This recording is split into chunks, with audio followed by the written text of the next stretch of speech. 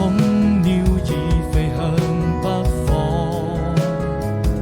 經過石板路旁，點點星光帶來無限遐想，是迷人的汽笛聲伴我入夢鄉，風沙在作響，輕輕哼唱着心中所想，快坐上那艘船就要去遠航，太漫長，藍天也變得飄揚，草地上幾片落葉隨風飄蕩，彷彿你眼裏再沒有了淚光，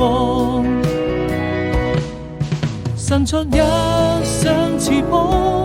雨過能就住過往，